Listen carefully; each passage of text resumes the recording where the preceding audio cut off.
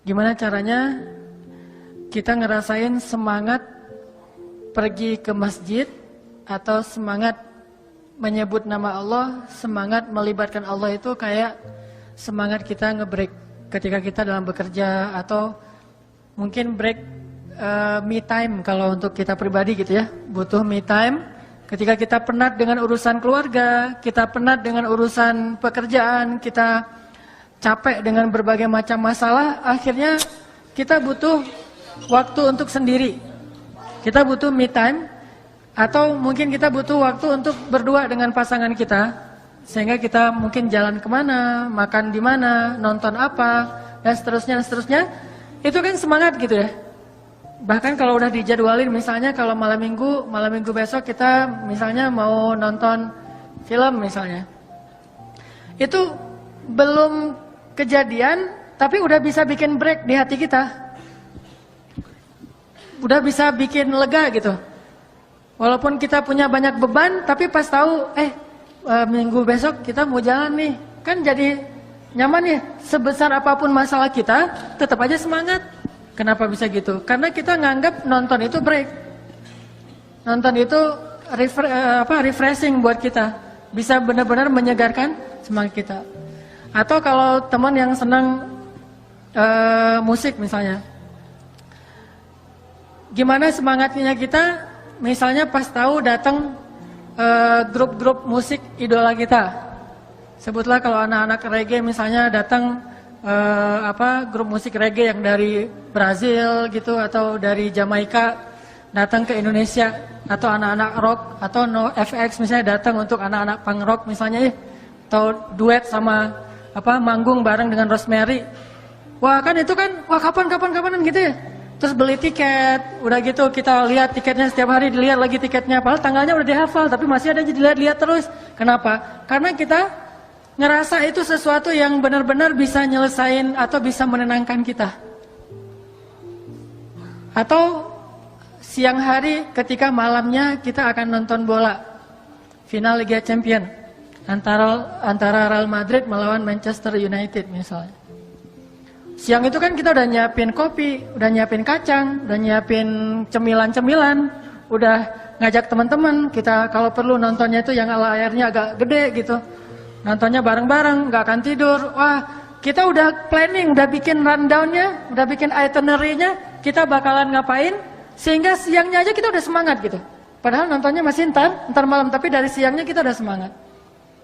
Dan kita akan ngelakuin hal-hal yang mungkin bagi orang, ngapain sih gitu-gitu amat, bagi kita asik tuh. Kenapa? Karena kita nganggap itu sesuatu yang break, yang benar-benar ada semangat breaknya bagi kita, ada semangat seru, nyantai, asik, nyaman buat kita. Orang nonton Persib misalnya, sebagai orang Bandung kan, kalau Persib lagi main, apalagi lawannya tetangga misalnya kan nih, wah itu kan semangatnya semangat perjuangan 45 kan, rela mati itu. Udah gitu kita hujan, panas, nggak penting, nggak ada cerita kenapa nggak ikut nonton Persib, hujan, itu nggak pernah dengar kan? Malu malah kalau dia ngomong nggak nonton Persib gara-gara hujan. Jadi nggak ada alasan hujan. Walaupun sholat di masjid itu sebetulnya hujan itu alasan yang dibolehkan dalam agama untuk tidak ke masjid loh. Ada nggak alasan bagi teman-teman bobotoh hujan nggak perlu nonton di stadion, nonton di rumah aja? Nggak kan? Saking luar biasanya semangat kita untuk nonton di stadion bola. Jadi hujan malah makin seru. Makin hujan itu makin keren gitu. Hujan tiketnya habis, itu bukan masalah. Mau hujan, mau tiketnya habis, mau jalannya jauh dari luar kota dan segala macam, mau misalnya dihadang sama musuh atau apapun istilahnya, itu bukan masalah. Kenapa? Kita nganggap itu sebagai sesuatu yang seru buat kita. Bisa nggak kita punya semangat yang kayak gitu ketika kita mendengar suara azan? Atau yang paling dekat gini deh, bisa nggak ya setiap waktu azan itu semangat kita mendengar atau menunggu waktu azan tuh kayak semangat kita nunggu azan maghrib ketika sedang berpuasa? Tuh kan azan paling indah tuh kan azan maghrib ketika bulan puasa ya. Itu azan paling indah. Gimana pun muazinnya biasa aja, itu nggak masalah. Kalau azan yang lain kan kita kadang-kadang sok-sok mengkritik muazin gitu, muazinnya nggak enakan, saya malas ke masjid, alasannya muazin. Tapi kalau buka puasa, mau muazinnya kakek-kakek, anak kecil yang baru belajar, Malah kita bersyukur kalau ada anak kecil yang iseng belajar azan jam 5 lebih dikit gitu, Allahu Akbar, wah buka gitu. Ada alasan, nanti pas ternyata salah, ya nggak apa-apa, udah makan, alhamdulillah gitu kan. Azan paling indah itu azan maghrib ketika puasa, hari Senin, hari Kamis, bulan Ramadan, tanggal 9 Zulhijjah, itu azan maghrib terindah yang kayaknya yang nggak tahu saya doang atau teman-teman ngerasain juga. Saya mah ngerasain itu azan maghrib paling indah, ditunggu-tunggu gitu. Nih azan, kok belum azan aja, padahal udah mau gelap nih. Lihat jam, dikit-dikit lihat jam, pengen banget azan, begitu azan langsung. Malah belum azan juga udah dipegang di sini nih. Begitu udah mendekati azan taruh di sini, pas azan langsung. saking udah nggak sabaran nunggu azan.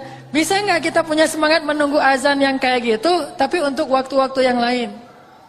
Menjelang zuhur, kok belum azan ya? Aduh, bentar lagi mau azan harusnya nih. Kok belum dikumandangin azan? Langsung wudu, datang ke masjid, nungguin. Bayangin, ada seorang tabi'in. Ini dikenal dengan istilah Sayyidut Tabi'in. Pemimpinnya para tabi'in. Namanya Sa'id Ibnu Al-Musayyib atau Al-Musayyab. Sa'id Ibnu Al-Musayyib ini 30 tahun mendengar azan di dalam masjid. Maksud mendengar azan dalam masjid, dia tidak berkumandang azan di Madinah kecuali Said ada di dalam masjid. Gak pernah ngedengerin azan di tempat wudhu tuh gak pernah. Apalagi di rumah. Di tempat wudhu aja gak pernah. Selalu mendengar azan di dalam masjid. Begitu azan pasti ada Said di dalamnya. 30 tahun. Dan 40 tahun sholat gak pernah melihat punggung orang. Artinya sholatnya di soft pertama terus. Gak pernah ngelihat punggung orang. Gak pernah di soft kedua, apalagi soft belakangan. 50 tahun sholat berjamaah di masjid dari takbiratul ihram bersama imam. Jadi 30 tahun azannya di dalam masjid, 40 tahun sholatnya di soft pertama, dan 50 tahun dia sholat selalu takbiratul ihram bareng dengan imam. Saking semangatnya Sa'id Ibnu Al-Musayyib untuk melaksanakan sholat. Bagi dia sholat itu udah mungkin bisa kita bilang kayak konser buat kita. Sholat itu sesuatu yang ditunggu-tunggu banget, dibela-belain. Bahkan mau bayar berapapun dia rela, yang penting dia bisa sholat tepat waktu dan berjamaah di masjid. Ini gimana sih punya semangat yang kayak gini? Sampai kita akhirnya bisa ketika mendengar suara azan itu bahagia gitu. Ketika menyebut nama Allah itu jadi tenang. Ketika disebut nama Allah kita dengar dari orang lain, kita jadi mantap.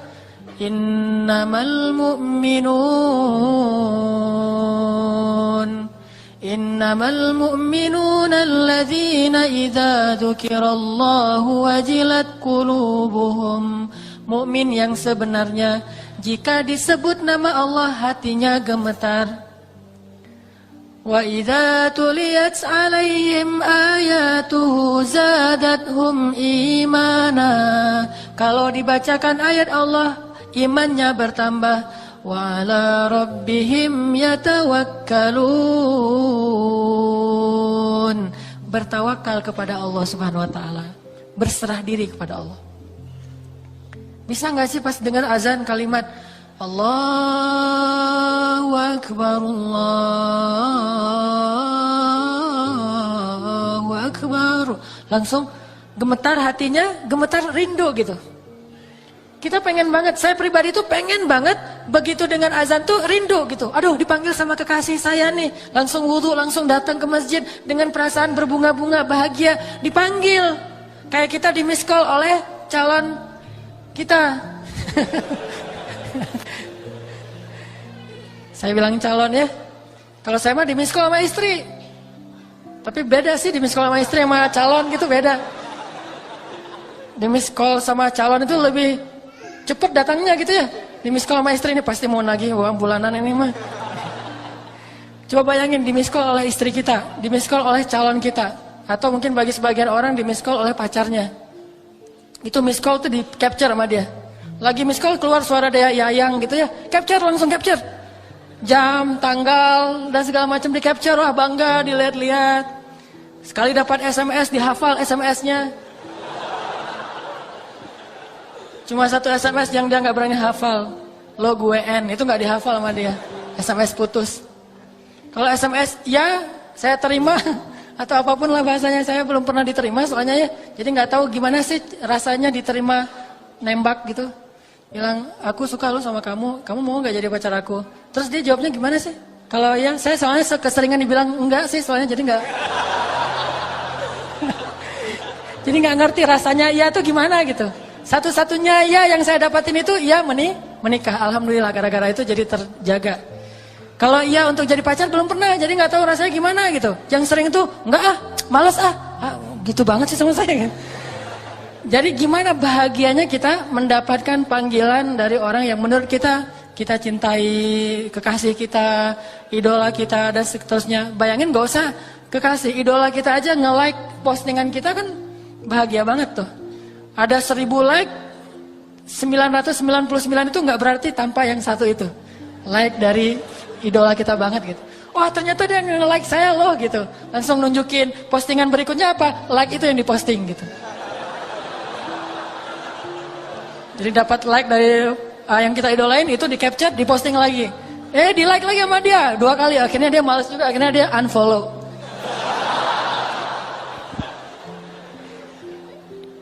Gimana caranya biar kita bisa punya semangat kayak gitu ketika mendengar suara azan? Pertama, kita harus belajar butuh sama Allah.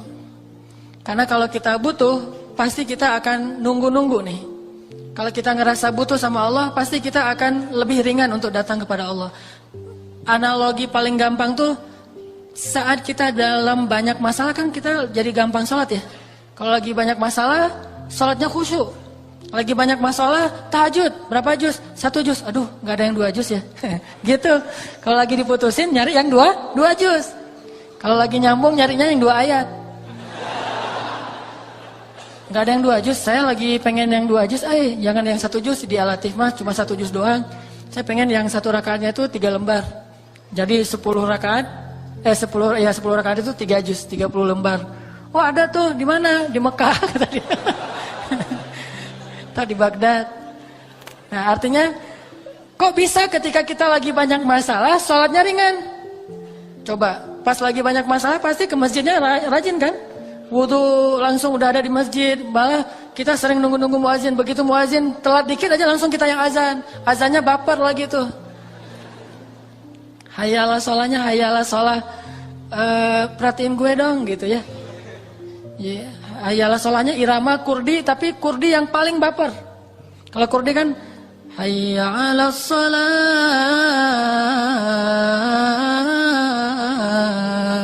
Ini lebih baper dari itu. Sampai ada serak-serak basahnya. Udah gitu saking bapernya panjang, keputus lagi napasnya. Di akhirnya gitu.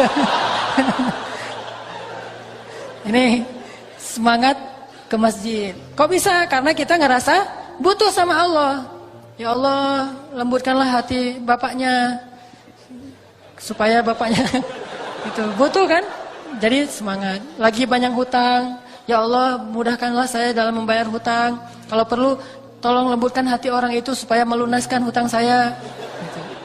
Ini kan gara-gara kita butuh. Cuman kenapa kita selalu ngerasa butuhnya pas lagi ada masalah? Bukankah hidup kita itu sebetulnya dalam banyak masalah? Dan masalah itu sebagian besarnya kita belum sadari karena belum terjadi. Mungkin kita selalu butuh Allah Subhanahu wa taala. Dan kadang Allah, bahkan bukan kadang, sering Allah itu menolong kita, menyelamatkan kita dari banyak masalah tanpa kita sadari, sehingga kita pikir nggak ada masalah. Padahal masalah itu datang kepada kita. Allah Allah bentengi kita dengan sholat kita yang sebelumnya. Sehingga pas masalah datang, akhirnya dia mental lagi. Datang lagi masalah, hilang lagi, datang lagi. Itu lebih sering daripada masalah yang udah datang kepada kita, kemudian Allah angkat setelah kita ngerasain. Malah lebih sering kita belum sempat merasakan masalah, udah Allah angkat masalahnya. Cuman kita nggak sadar. Makanya Allah mengatakan, Yas'aluhu man fis samawati wal ard. Kulla yaumin huwa fi sya'n. Setiap hari Allah sibuk mengangkat masalah dari hambanya. Ada yang diangkat masalah setelah hamba itu merasakannya sehari, 2 hari, setahun, 2 tahun. Ada yang diangkat masalah itu sebelum hamba itu merasakan masalah ini. Jadi Sering justru Allah itu sebetulnya menghindarkan kita dari masalah, menghindarkan kita dari kecelakaan, menghindarkan kita dari musibah, menghindarkan kita dari kerugian, menghindarkan kita dari sakit, penyakit. Sering menghindarkan kita dari banyak hal. Cuman Allah nggak pernah ngomong gini, hei hambaku, ini udah ya satu masalah aku hindarin nih. Kamu bersyukur nggak sih? Ya bersyukur Allah, alhamdulillah gitu. Terus ini hambaku, kalau Allah mau ngomong kayak gitu, kayaknya kita nggak sempat ngapa-ngapain. Kenapa? Sehari mungkin 1000 kali Allah akan ngomong kayak gitu kepada kita. Dihindarkan. Baik masalah yang menimpa kita secara personal ataupun masalah yang menimpa kita secara kolosal. Baca deh sains tentang astronomi. Dalam semalam itu berapa asteroid atau komet atau bintang jatuh ke bumi yang terhindar oleh kebesaran Allah Subhanahu wa taala. Bayangin ukuran mobil aja. Walaupun ukurannya gede terus pas sampai bumi karena terkikis oleh gravitasi jadi seukuran mobil kena rumah kita, kan lumayan tuh. Bayangin, kalau Allah tidak menghindarkan. Makanya Allah mengatakan di dalam Al-Quran, bagaimana kami menjaga kalian dari langit dan dari bumi. Di dalam surat Al-Muluk. Apakah kalian merasa aman? Padahal Allah Subhanahu Wa Taala lah yang menjaga kalian di langit dan di bumi. Terus siapa yang memberi kalian minuman, memberi kalian udara dan segala macam. Allah tuh banyak ngasih kebaikan buat kita. Yang harusnya kemarin kita ketularan dengan penyakit seseorang, tapi Allah hindarkan kita nggak ketularan, yang ketularan teman kita. Akhirnya kita jadi menjenguk dia, bukan dia yang menjenguk kita. Kok bisa? Kita nggak sadar aja. Bukankah kita sering harusnya menjenguk teman, dijenguk oleh teman kita, malah kita yang menjenguk dia kan ya? Sama kayak saya sama teman pergi misalnya lagi ke Batu Karas. Ternyata kita sama-sama digigit nyamuk di sana mah. Nyamuk apa? DBD. Pas udah digigit nyamuk pulang, baru di jalan dia udah sakit. Akhirnya pas sampai di Bandung saya ngejenguk dia. Walaupun seminggu kemudian dia jenguk saya sih. Tapi setidaknya harusnya mungkin bukan saya doang, saya, dia dan beberapa teman yang lain rata-rata pernah kegigit nyamuk lah karena di sana banyak nyamuk. Cuma kenapa kita berdua doang yang sakit walaupun dia duluan kemudian saya. Bayangin kalau yang lain juga kena. Yang lain yang nggak kena DB itu mungkin ngerasa saya mah nggak kena sakit. Padahal mungkin dia pantas juga untuk dirawat di rumah sakit, tapi Allah menghindarkan musibah itu dari dia. Dia aja nggak sadar. Dan itu sering terjadi dalam hidup kita. Maka kita harus selalu ngerasa butuh 24 jam dalam sehari, setiap detik kita butuh kepada Allah. Sehingga setiap kali Allah panggil, ya saya emang butuh sama Allah, udah datang ke Allah. Apalagi memang nyata-nyatanya secara zahir, emang kita punya banyak masalah. Wajah-wajah kita kan wajah-wajah bermasalah nih. Banyak masalah gitu. Ketika kita lagi ngerasa sangat banyak masalah, maka sholat itu harusnya benar-benar jadi break kita dari masalah-masalah kita. Nggak nyaman hatinya, perasaannya, lagi tadi mungkin baru rame dengan pasangan, baru dimarahin sama orang tua, baru ada masalah sama teman, baru ngalamin sesuatu yang nggak nyaman. Hayalah sholat, udah datang aja ke Allah karena ngerasa butuh. Karena kita yakin begitu kita datang kepada Allah, kita libatkan Allah, Allah akan ikut menolong kita dalam masalah kita. Itu pasti. Tapi kalau kita nggak pernah ngelibatin Allah, nggak usah nuntut-nuntut Allah. Allah nggak akan bilang, emangnya kamu ngelibatin saya? Bukankah kamu nggak pernah datang ketika saya panggil? Atau datangnya males-malesan, sekedar menunaikan kewajiban doang dan itu juga belum tentu sah? Coba datang sebagai orang yang butuh kepada Allah, pasti kita akan ngerasa lebih nyaman. Lebih semangat untuk sholat. Dan kalau perlu gini aja nih, begitu azan ingat masalah. Apa yang kita pengen, masalah mana yang kita pengen tuntasin dulu. Pas Allahu Akbar, Allahu Akbar. Wah, saya pengen lamar kerja. Datang ke Allah, Allah saya pengen dapat kerjaan yang halal. Udah. Besok Allahu Akbar, Allahu Akbar. Saya baru ketemu cewek, cuma saya nggak tahu namanya, nyari di mana ya? Ya tanya ke Allah aja deh, gitu. Datang ke Allah, ya Allah, mudah-mudahan saya ketemu lagi dengan dia. Kalau kedua kali ini saya nggak akan sia-siakan nih kesempatannya nih, langsung PDKT kenalan gitu ya. Yang pertama tadi kan agak-agak jaim, ngeliat-lihat sekali atau ngelihatnya lewat spion. Tapi kalau yang ini mah, wah udah nggak ada basa-basi, Neng, boleh tukar nomor HP gitu. Ya boleh, ternyata dia kasih nomor handphonenya, nomor handphone yang udah expired. Pas ditelepon nomornya tidak terpasang gitu ya. Jadi akhirnya nggak nyambung. Minta ke Allah. Terus Allahu Akbar lagi. Saya pengen punya anak. Allahu Akbar lagi. Saya pengen apa gitu. Setiap Allahu Akbar minimal belajar ada pengennya dulu nih. Dan insya Allah selalu kita butuh Allah. Dan gak usah khawatir, pedagang banget sih. Asal datang ke Allah minta sesuatu. Gak masalah. Allah itu suka dimintai.